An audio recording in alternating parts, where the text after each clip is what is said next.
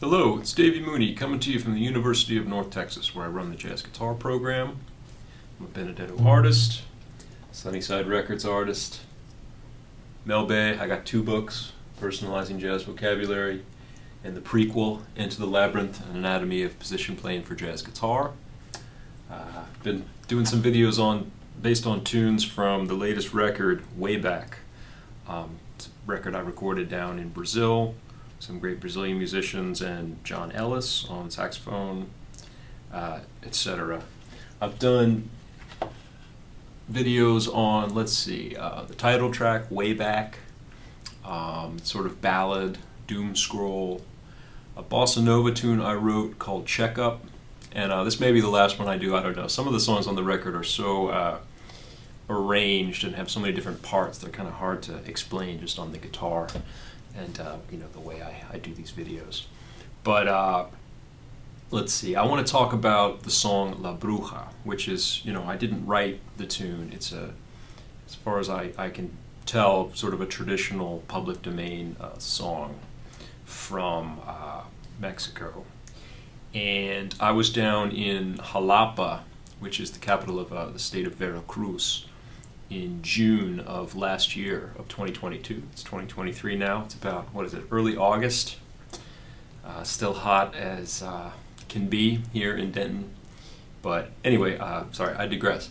Jalapa, where it's weather's really nice, y'all.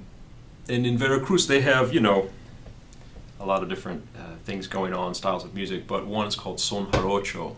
And I really love the style of music. I mean, I've never studied it in any type of detail, really, but I just like listening to it.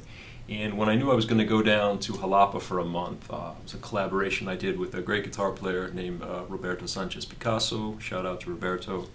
He teaches at the University of Chihuahua now.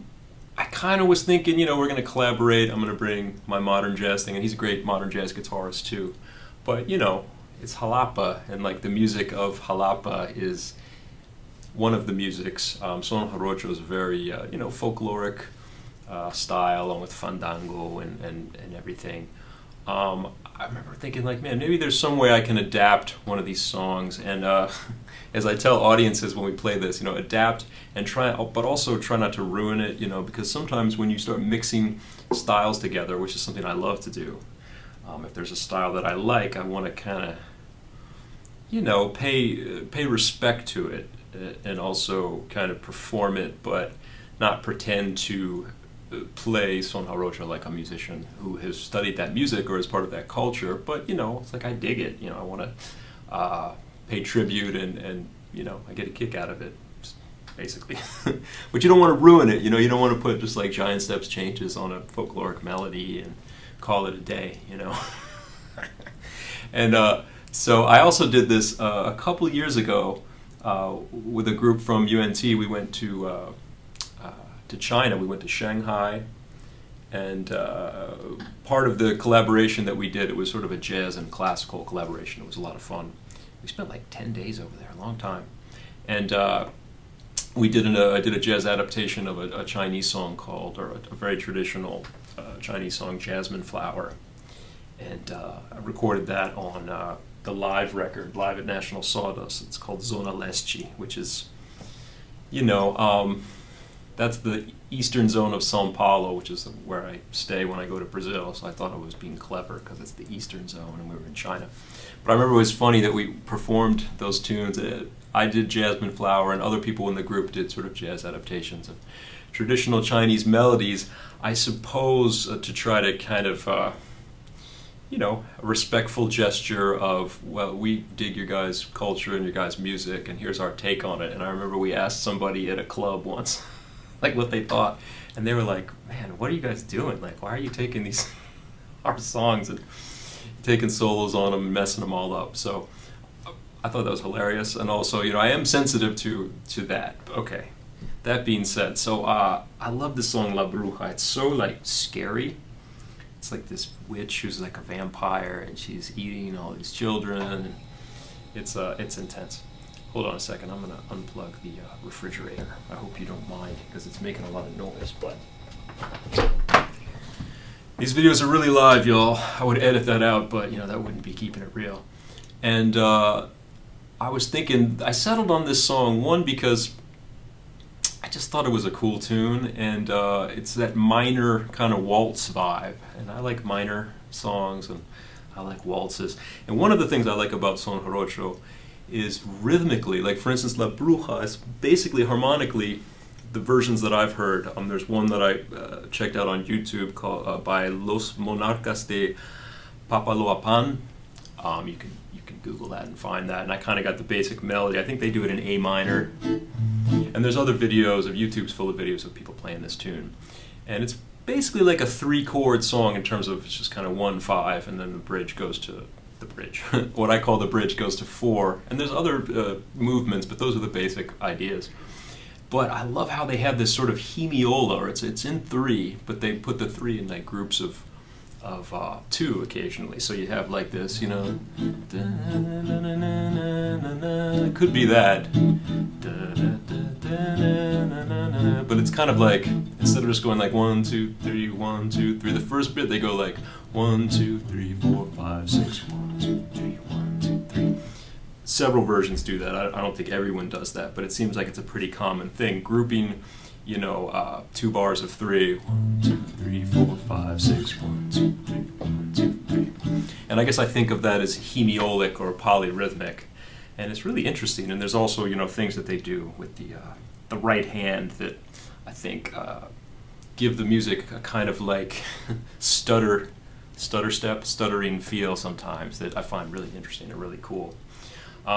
So then I was thinking, well, I really like this tune. What can I do to adapt this? I got to give it some more chords, but I also don't want to ruin it. So the first thing I did is I came up with this bass line that I was hoping, I put it in D minor, because D minor seemed like the right key to put it in. And I came up with this bass line. It's in 3, so it's like...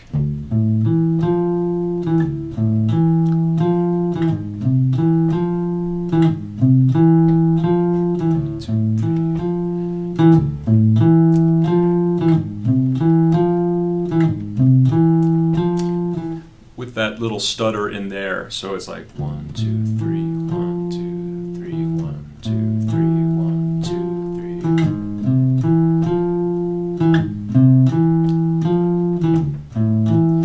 3. And I was trying to evoke that sort of hemiolic, polyrhythmic feel, and also the little stutter that I perceive in that music by itself. It's 1, 2, 3, 1, 2, 3.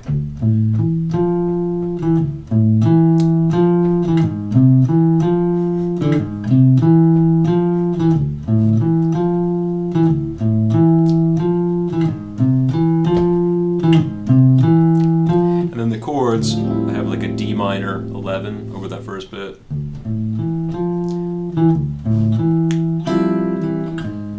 And then this chord is kind of like a F minor major 7 chord, or really like over A flat, so kind of like an A flat major 7 sharp 5 chord. And that's one of those sounds I like. I often go like D minor, like a minor 1 chord, to like in this key I would go to like B flat minor major 7 as a dominant. But I also like this sound. It's kind of bluesy to me, because you got that like,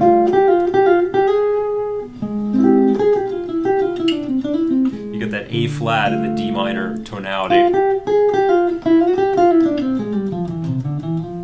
And it's the blues, it's the Bruja, and she's doing bad things, so that gives you the blues. But so that's like a little vamp that I do in the song at the beginning, And then when it comes time to do the melody, I don't put the same hemiolic thing that they do, but I go like D minor, F7 sus, E minor 7 flat 5 with a natural 9 to A7 flat 13. So I try to get this, not put in too many chords outside of the key. It's still kind of real D minor, almost like Alone Together or something, but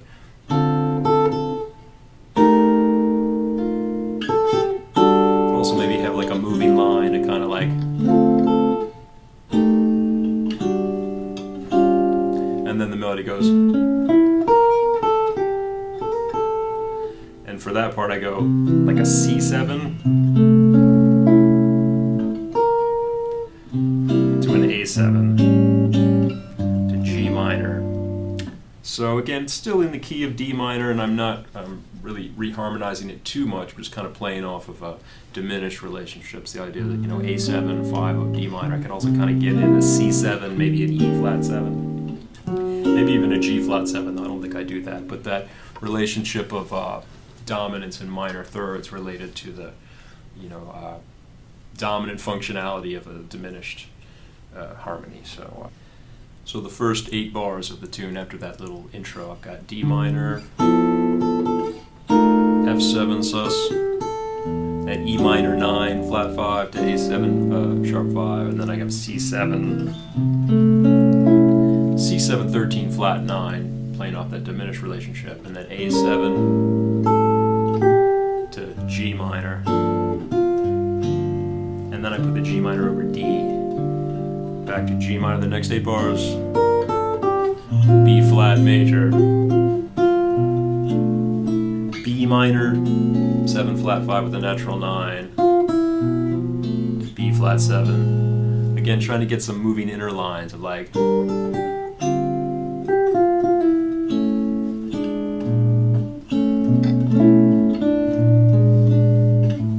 you know, moving kind of like if I were doing a chord melody. You know, sometimes I reharmonize, but sometimes I just have like moving inner lines to try to make it more, have more going on, but not changing it and ruining it.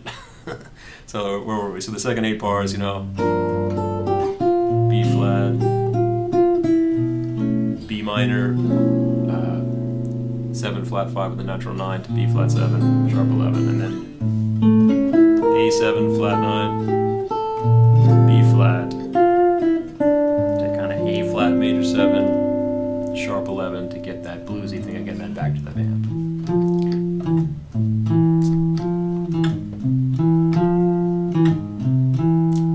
And then I do the same thing again, because it's kind of like there's I treated it like an AAB kind of form. You know, there's different things going on when you, in this music. There's like a chorus and people sing in harmony and different things, but I just went ahead and repeated it, so.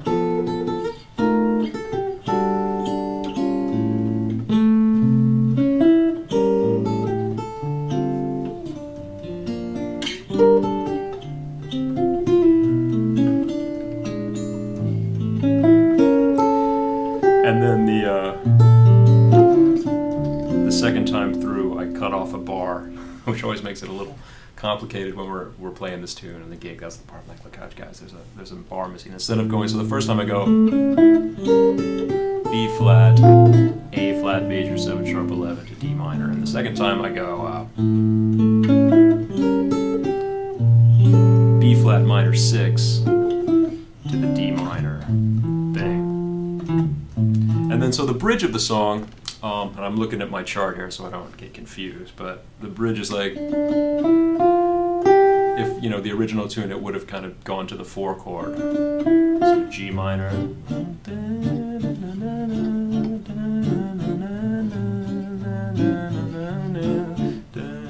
4 minor, back to 1.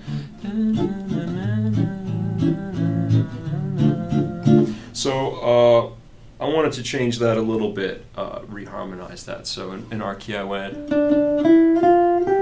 A flat major 7 to A13 flat 9 to C7 to E flat 7, then a 2-5, B flat major G7. So again, trying to play off of that diminished relationship, so I can put in some extra chords and have some interesting bass motion, you know, but also not totally reharmonize the thing and ruin it. So.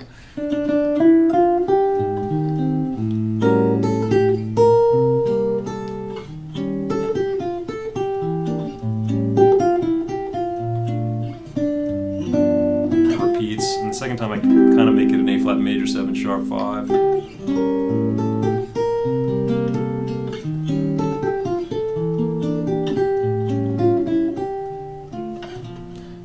Back to the van.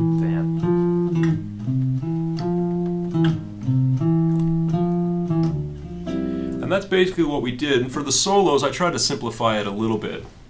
Although I remember I went through several versions of this. Even when I was down at Jalapa, I like changed it.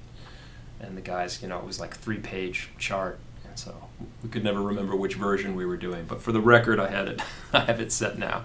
So like the solos, I go like D minor, F7, E minor 7 flat 5, A7, C7, A7, G minor. G minor, B flat, B minor, 7 flat 5 in the natural 9, B flat 7, A7, B flat, A flat, major 7 sharp 11, D minor, A flat, major 7 sharp 5, and then that repeats, D minor, F7, E minor 7 flat 5, A7, C7, A7, 2 bars of G minor, 1 more bar of G minor, B flat, B minor 9, flat 5, B flat 7, 2 bars of A7, B flat major, A flat major 7 sharp 11, D minor. And then this time there's like a sort of second ending. Goes to the B section, A flat major, A7, C7, E flat 7, E minor 7, flat 5, A7, B flat major, G7, A flat major 7 sharp 5, A13, C13, diminished relationship, E flat 13, E minor 7 flat 5, A7, D minor.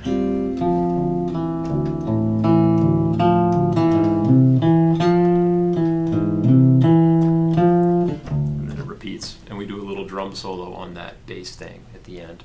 But, and you know, harmonically, honestly, it's a lot of D minor. I can sort of, sometimes I'll zone out a little bit on the changes, because, you know, D minor bluesy works pretty well through the whole thing. You know, on the B section, I like to outline those dominants a little bit.